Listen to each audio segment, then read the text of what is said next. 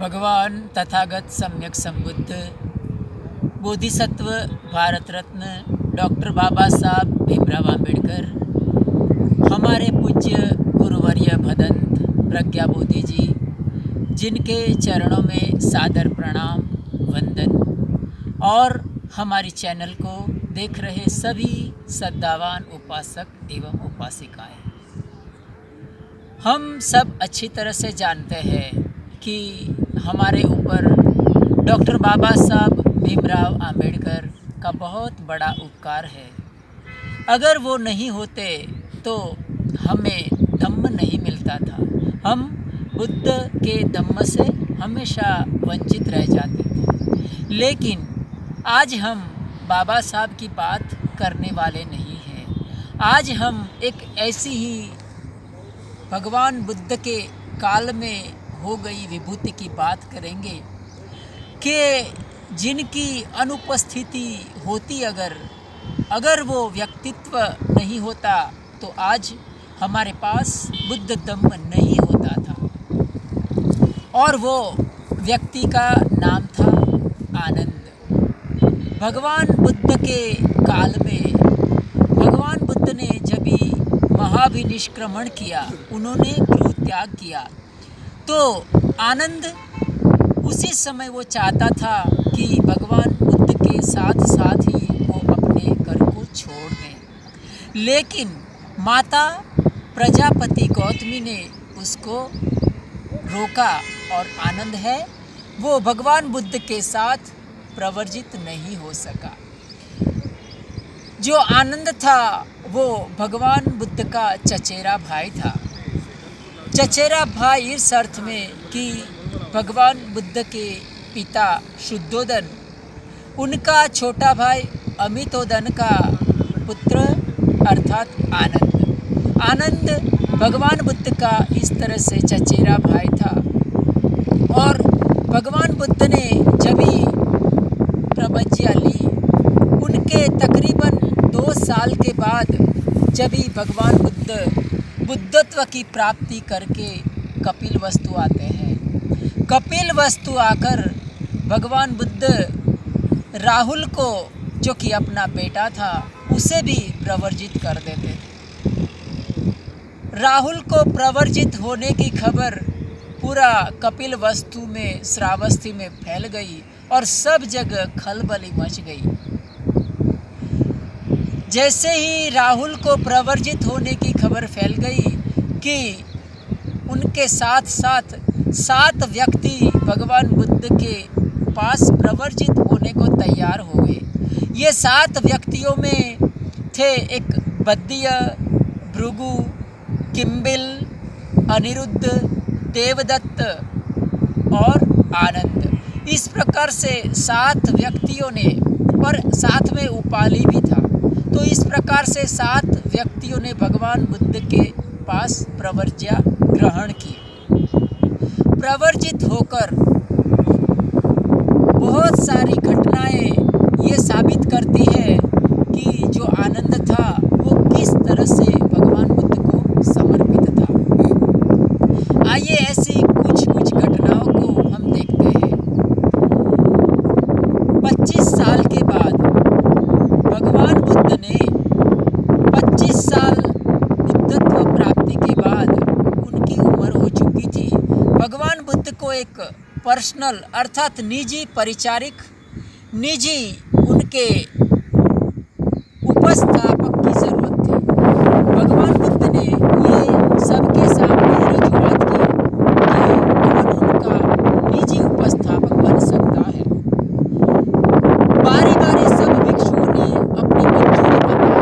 उसमें सारिपुत्र थे, महामोगलान थे,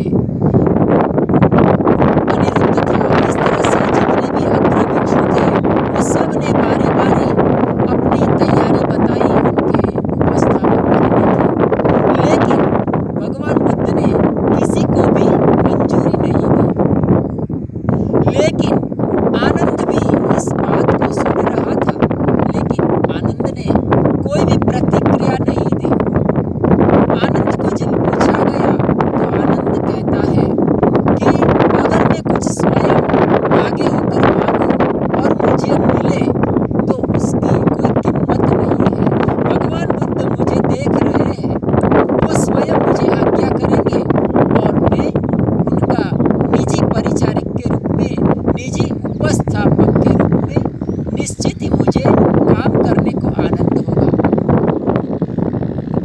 भगवान बुद्ध उनको अपने निजी उपस्थापक के रूप में उसका स्वीकार करते हैं, उसे अनुमति देते हैं। जब भी आनंद को निजी उपस्थापक के रूप में अनुमति मिलती है तो आनंद भगवान बुद्ध के पास 8 अलग अलग वर मांगते हैं।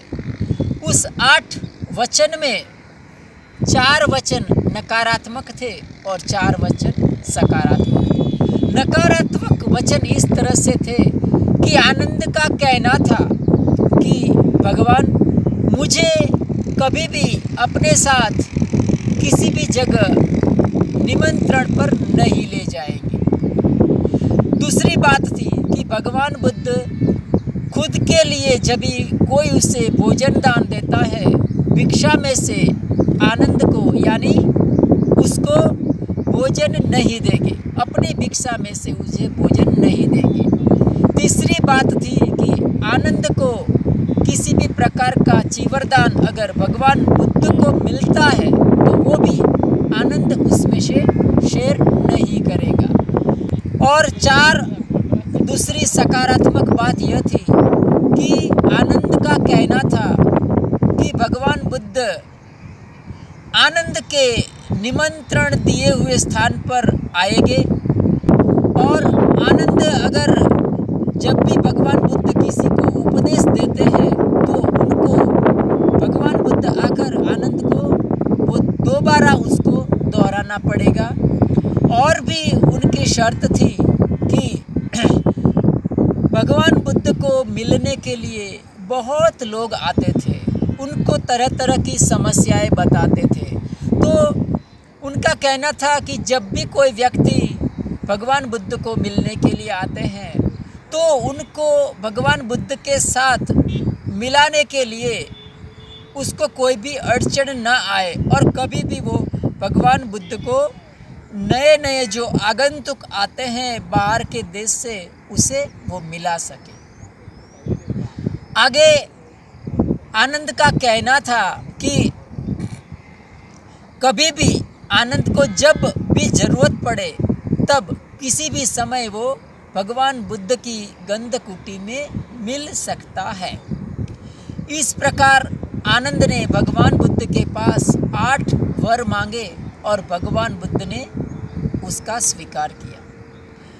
आनंद भगवान बुद्ध के निजी परिचारिक के रूप में स्थापित हुए और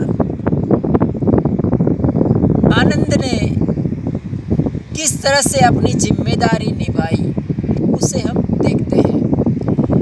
कहते हैं कि भगवान बुद्ध की जो गंधकुटी जहाँ जहाँ भगवान बुद्ध निवास करते थे उनकी गंधकुटी के आसपास झाड़ू लगाना, पानी पोछा करना, भगवान बुद्ध के लिए नहाने के लिए पानी रखना, दातुन के लिए उसको मदद करना इत्यादि जैसी सेवाएं आनंद बड़ी ही जिम्मेदारी के साथ वो निभाता था। आनंद भगवान बुद्ध के जो मिलने के लिए उससे जब भी कोई लोग आते थे तो उनको आनंद बहुत बेखूबी से ध्यान रखता था कि लोग भगवान बुद्ध को मिले और उनकी कोई समस्या हो, कठिनाई हो तो उसका निकाल हो। लोगों के दुख दूर करने के लिए आनंद हमेशा तत्पर रहता था। किसी भी तरह से वो भगवान बुद्ध को लोगों को मिलाता था। महाकश्यप के बीच की कुछ कुछ घटनाओं को हम देखते हैं कि जो भिक्षुणी संघ था उसको स्थापित करने में आनंद का बहुत बड़ा हाथ था। कहते हैं कि भिक्षुणी संघ के लिए भगवान बुद्ध राजी नहीं थे। जो माता प्रजापति गौतमी थी वो जब भी एकदम सर मुंडाए हुए खुले पैर से भगवान बुद्ध के पास और उनके साथ जो शाक्य घराने की कई स्त्रियां, माताएं, बहनें दीक्षा लेने के लिए भगवान बुद्ध के पास उपस्थित होती हैं, लेकिन भगवान बुद्ध उनका अस्वीकार करते हैं। कहते हैं कि कपिल वस्तु से लेकर वैशाली नगरी तक वो पीछे पीछे जाते हैं। भगवान बुद्ध को आनंद 3 बार उनको विनती करता है कि भिक्षुणी संघ की स्थापना होनी चाहिए, लेकिन भगवान बुद्ध उसको मना करते थे। तो आनंद को लगता है कि भगवान बुद्ध को दूसरी तरह से उसे समझाओ। तो आनंद तथागत को कहता है कि भगवान, क्या स्त्री है वो सकदागामी, सोतापन, अनागामी की अरहंत नहीं बन सकती है? इस तरह का आनंद ने भगवान को प्रश्न पूछा और भगवान बुद्ध ने कहा कि नहीं आनंद, स्त्री भी सकदागामी बन सकती है, सोतापन बन सकती है, अनागामी बन सकती है, जीवन मुक्त बन सकती है वो भी। तो आनंद फिर कहता है कि तो उनको क्यों नहीं आप प्रवर्जित कर रहे हैं? फिर इस तरह का प्रति प्रश्न करने पर भगवान बुद्ध राजी हो जाते हैं और भिक्षुणी संघ की स्थापना होती है। हम समझ सकते हैं कि आज जिस संघ में है वैसा संघ नहीं होता था।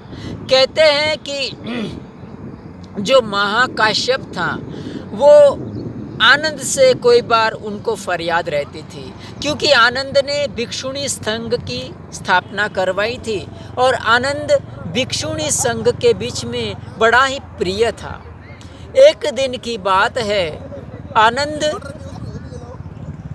महाकाश्यप को भिक्षुणी संघ में प्रवचन देने के लिए ले जाता है और कहते हैं कि एक थूलनंदा नाम की भिक्षुणी महाकाश्यप के बारे में कुछ अपशब्द कहती हैं।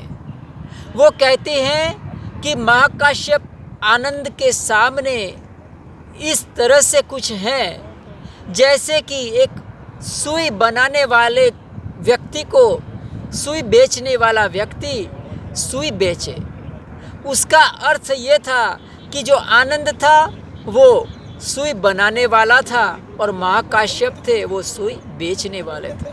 इस तरह से महाकाश्यप का थोड़ा अपमान हुआ और ये बात बहुत आगे बढ़ी थी और उसका जो आनंद था उसने उसकी माफ़ी भी बाद में मांगी थी।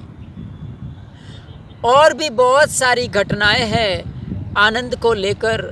उसमें से एक बहुत ही हमारा दृष्टि को खींचने वाली घटना यह है कि नालागिरी हाथी, जब ही अजातशत्रु ने नालागिरी हाथी को शराब पिलाकर भगवान बुद्ध के ऊपर छोड़ा था।